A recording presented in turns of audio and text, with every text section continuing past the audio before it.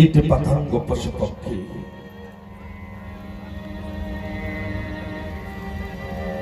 সুন্দর পৃথিবীর মাঝে আমরা যে মানুষ্য জন্ম পেয়েছি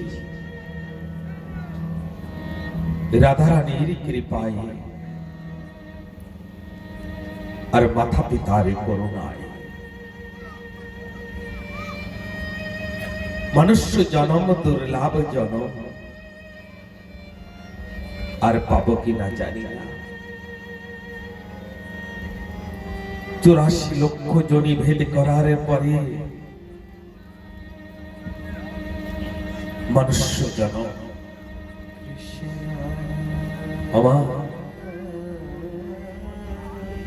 30 লক্ষ বছরে গাছ হয়ে থাকতে হয় এই মানবকে। ঝড় বৃষ্টির ভিতরে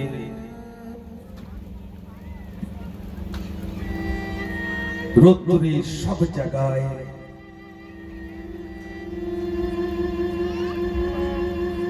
কত কষ্ট, কত বেদনা, কত যন্ত্রণা।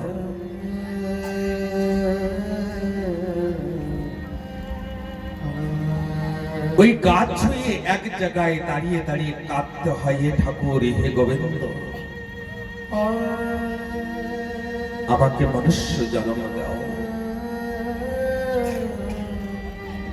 20 লক্ষ বছর পশু জনিতে জন্মগ্রহণ করতে হয় বাবা। বাবা,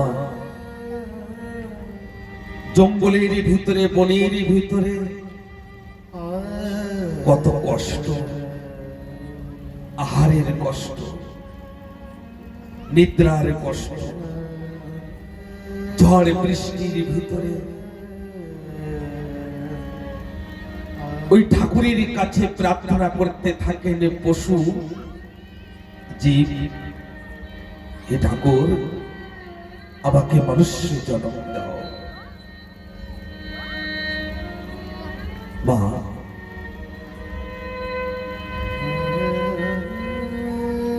কীট পতঙ্গ 10 লক্ষ বছর এই কীট পতঙ্গ ইয়নিতে জন্মগ্রহণ করে ঠাকুরের কাছে কামনা থাকে, হে ঠাকুর, হে গোবিন্দ, আমাকে মনুষ্য জন্ম দাও। 11 লক্ষ বছর পাখি জনিতে জন্মগ্রহণ করতে হয় বাবা। সকালে বেলায় গাছের ডালে, ভোর বেলায় ঠাকুরকে ডেকে ডেকে বলেন, হে গোবিন্দ, হে ঠাকুর, হে কৃষ্ণ, আমাকে মানব জন্ম দাও। আমাকে 2টি হাত দাও, আমাকে মুখ দাও, আমি যেন কৃষ্ণ কৃষ্ণ বলে 2 ফোঁটা নয়নের জল এ ঠাকুর তোমার পদ স্পর্শের জন্য দিতে পারি, কৃষ্ণ নাম করতে পারি।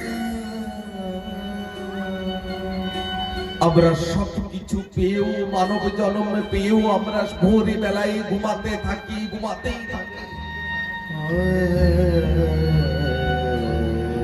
অনেকে তো কৃষ্ণ নামই করতে চান না, কৃষ্ণের কথাকেই শ্রবণ করতে চান না।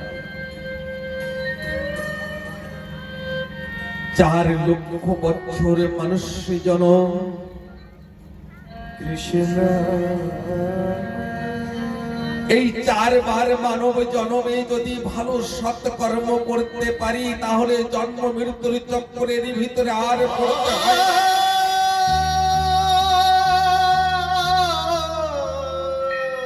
জন্ম মৃত্যুর চক্রের ভিতরে আর আসতে হয় না। কৃষ্ণ, হে ঠাকুর ভগবান, আমরা যে সময় হাসপাতালে যাই না, সেই সময় দেখবেন যদি নাকে অক্সিজেন দেন তাহলে 4-5 দিন পরে বড় একটি বিল পয়সা আপনার তৈরি করে দেবে, পয়সা দিতে হবে। বাড়িতে কারেন্ট নিয়েছেন, বিল দিতে হয় প্রত্যেক মাসে। বাড়িতে বিজলি লাইট নিয়েছেন, প্রত্যেক মাসে আপনাকে বিল দিতে হয়। কিন্তু আমার ঠাকুর তিনি সর্বস্থানে অক্সিজেন দিয়েছেন এই মানুষের জন্য, জীবের জন্য। এত বড় একটি সূর্যের আলো বাতাস আমরা পাচ্ছি, ঠাকুর কি কোনোদিন বিল পাঠিয়েছে? ঠাকুর কি কোনোদিন বলেছেন আমাকে পয়সা দাও?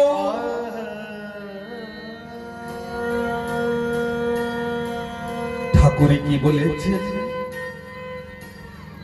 কেউ যদি হৃদয় খুলে প্রাণ খুলে আমাকে একবারে ডাকে, আমি তার কাছে কৃষ্ণ।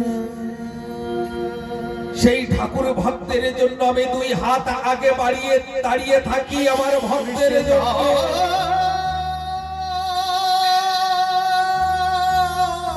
কেউ যদি এক ফোঁটা নয়নের জল আমার পদস্পর্শে দেন,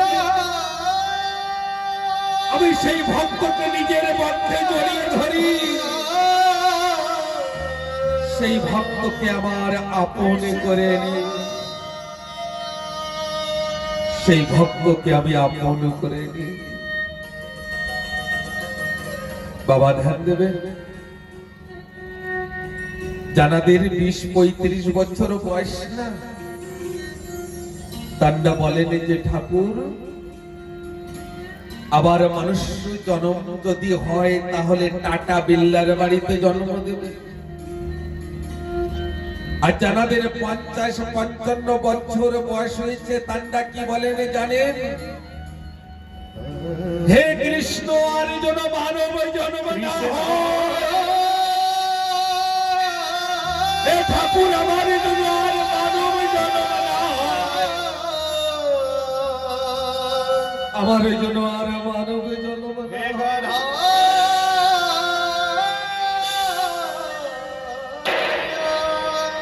একটি কথা বলুন মা,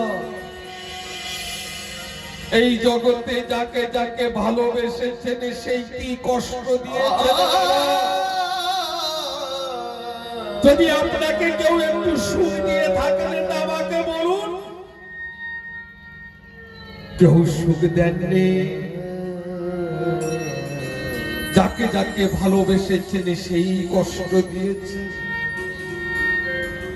কিন্তু একবার আমার ঠাকুরকে ভালোবেসে দেখুন না, আমার গোবিন্দকে ভালোবেসে দেখুন, তিনি কখনো আপনাকে কষ্ট দেবেন।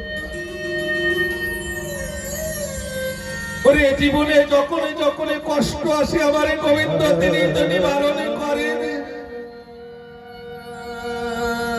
তিনি তো আমাকে দেখেন, আমি নিষ্ঠুর পাষাণ হয়েছি, আমি কেন বুঝতে পারি না কৃষ্ণ যে আমার কষ্টের সময় আমার ঠাকুর আমার দিকে হাত বাড়িয়ে আমার কষ্টকে নিবারণ করে দেন। মরার পরে যাবেন কোথায়? শ্মশানী ঘাটে। ওমা, মৃত্যুর পরে কোন জায়গায় যাবেন কোনো ঠিকানা আছে? কোন রাস্তায় কোন পথে চোখ বন্ধ করে দেখেন অন্ধকার, চোখ বন্ধ করে দেখুন অন্ধকারে শ্মশানে ঘাটে নিয়ে যাবেন। সেই দিনের কথা একবারে চিন্তন করে দেখুন, সেই দিনের কথা একবারে চিন্তন করে দেখুন। বলে যাই যাই শ্রী রাধে, জানি না কোন ঠিকানা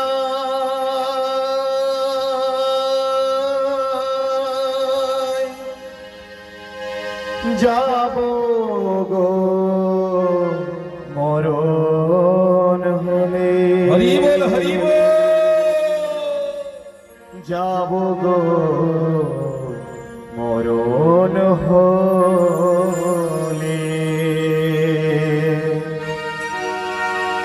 মরলে পরে শ্মশান ঘাটে নেবে সবাই হরি বলে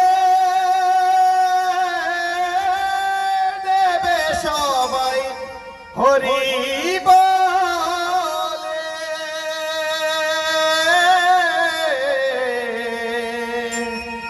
জানি না কোন ঠিকানায় হাতে তালি দিতে হবে। যাবো গো মরণ হলে, জানি না কোন ঠিকানায়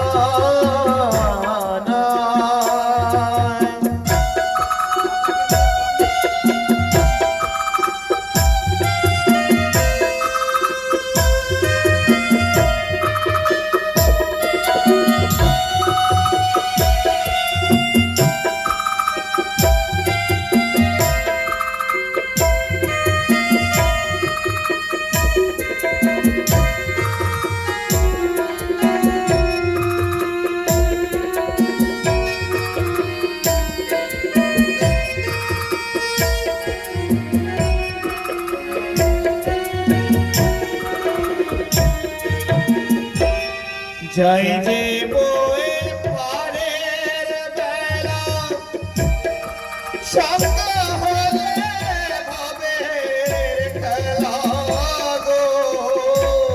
হরি বল হরি বল। যাই যে বইয়ের পারের বেলা, সঙ্গে হলে ভবের খেলা গো। কোন ঘাটেতে বাঁধবো তোরে, জীবন গেলে অস্থা চলে, জানি না কোন ঠিকানায় যাবো গো মরণ হলে, জানি না কোন ঠিকানায়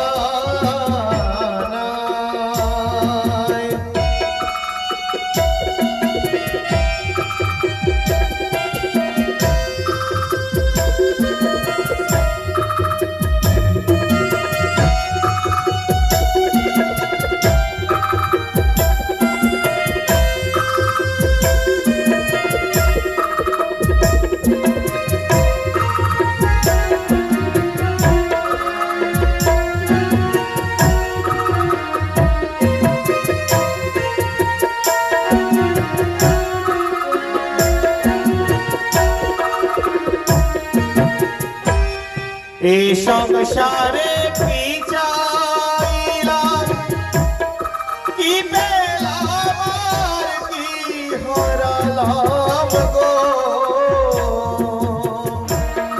এই সংসারে কি চাইলাম, কি পেলাম আর কি হারালাম গো। কোথায় ছিলাম কোথায় নিলাম, যাবো আবার কোথায় চলে, জানি না কোন ঠিকানায় যাবো গো মরণ হলে, জানি না কোন ঠিকানায়।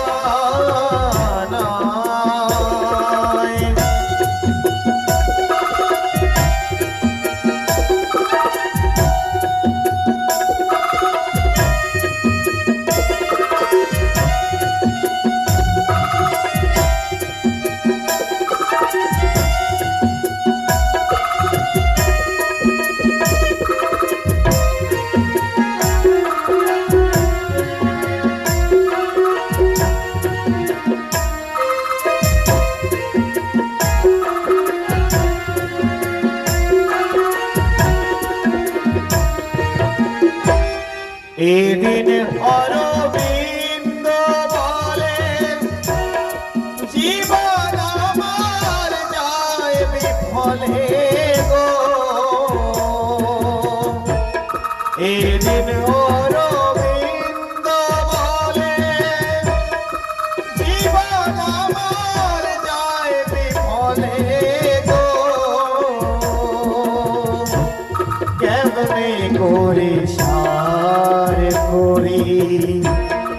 কেউ কি আমায় দেবে বলে জানি না কোন ঠিকানায় যাব গো মরণ হলে